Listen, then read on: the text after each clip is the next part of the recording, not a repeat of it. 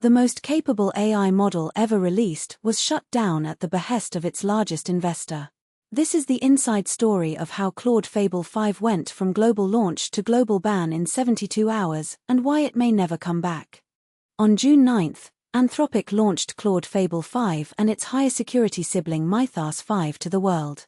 Priced at $10 per million input tokens and $50 per million output, it was the most capable publicly available AI model ever released, scoring 80.3% on SWBench, the coding benchmark. It was available free to all users through June 22, and developers flocked to it. The timing was everything.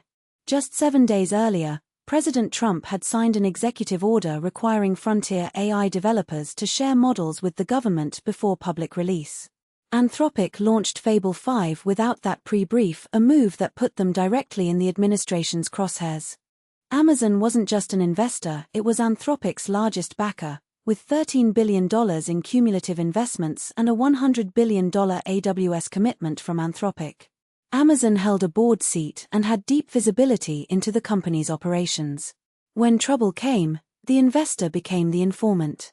Amazon cybersecurity researchers crafted a set of prompts that got Fable 5 to read a specific codebase and identify software vulnerabilities.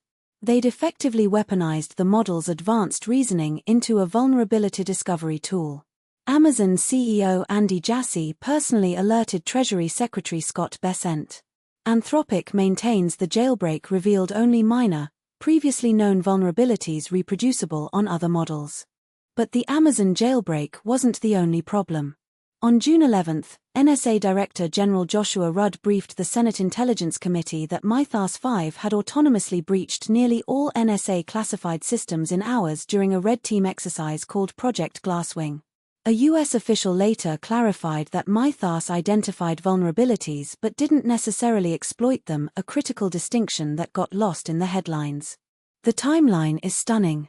At approximately 1 p.m. Eastern on June 12, Commerce Secretary Howard Lutnick called Dario Amodei with a 90-minute ultimatum: fix the jailbreak or face export controls. By 5:21 p.m., the Commerce Department issued an export control directive barring all foreign nationals from accessing Fable 5 and Mythos 5, including Anthropic's own foreign-born employees. Since Anthropic couldn't verify citizenship in real time, the only compliant option was a complete global suspension.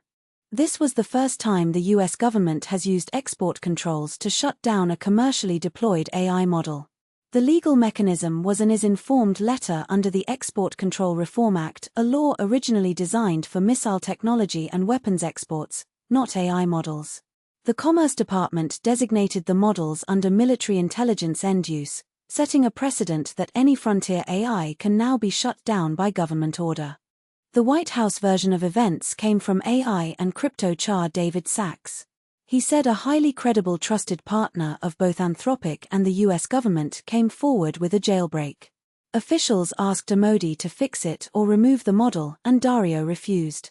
This framing cast Anthropic as defiant, justifying the extraordinary measure of export controls.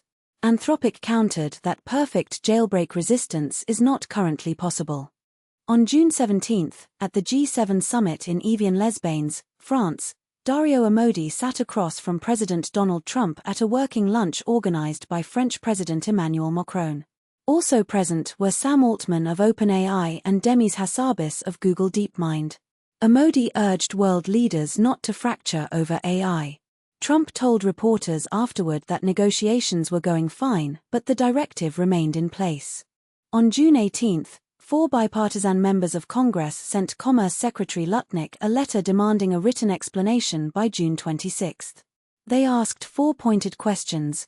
Was Anthropic given a genuine chance to fix the issue? Is the jailbreak capability unique to Fable 5 or common across other models? Did Commerce follow the required legal process? And what is the factual basis for the military intelligence end-use designation? The deadline is tomorrow. Prediction markets are pricing the outcome. Calcia, the CFTC-regulated prediction platform, runs a market on when Fable 5 will be restored. Polymarket has seen over $2 million in volume. Current odds sit at roughly 57% for restoration before July 1. The two key catalysts are the congressional deadline tomorrow and a planned ID verification system that Anthropic will roll out on July 8, widely seen as the mechanism for US-only restoration. For developers who had built their workflows around Fable 5, the suspension has been devastating. Forced back to Opus 4.8, users report a 40 to 60% drop in coding task success rates.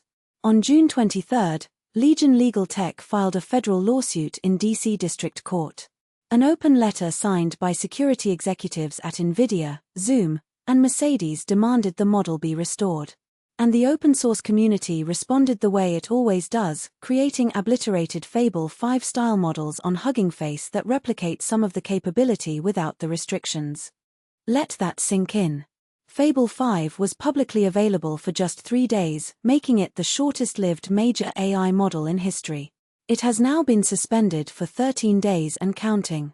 Estimated market cap impact to Anthropic, roughly $4 billion. And the company has likely lost thousands of subscribers who can't wait for the government to decide whether they're allowed to use the model they're paying for. Perhaps the most telling development came yesterday. Wired reported that the White House is effectively over Dario Amodei. Communications lead Tom Brown has replaced the CEO as lead negotiator. A source told Wired, "The Trump administration has been happier talking to Anthropic lately, they don't have to deal with Dario Amodei anymore." The man who built Anthropic around the principle of AI safety has become a pariah in the very government he wanted to influence. Earlier today, viral posts on X claimed Fable 5 was back online, but Anthropic staff quickly debunked them. Engineer Sam McAllister confirmed they are serving exactly zero traffic to Fable 5. Head of Growth Amol Avasar called the reports categorically false. Status.claude.com still shows the suspension as active. Tomorrow is the congressional deadline, that's the real catalyst to watch. This case sets a precedent that goes far beyond one company. Export controls are now an established AI regulation tool, and any frontier model could face the same fate. The government has demonstrated that when it says stop, models stop, even globally. Meanwhile, Anthropic itself is accusing Chinese rival Alibaba of illicitly extracting Claude model capabilities through API-based extraction, showing the full spectrum of AI model security battles playing out simultaneously. Here's what we're watching. Tomorrow, June 26, Commerce Secretary Lutnick must answer Congress with a written explanation of the legal basis for the ban. Prediction markets price 57% odds of restoration before July 1. And on July 8, Anthropic's planned ID verification rollout will likely provide the technical mechanism for a US-first restoration. The real question underlying all of this: can the United States lead in artificial intelligence while simultaneously controlling it through export law designed for missile technology? That's the inside story of Claude Fable 5, the model that lasted 3 days and changed AI policy forever. We'll be back tomorrow with the congressional deadline response. Subscribe to Celestial Ledger for your daily AI intelligence briefing. See you then.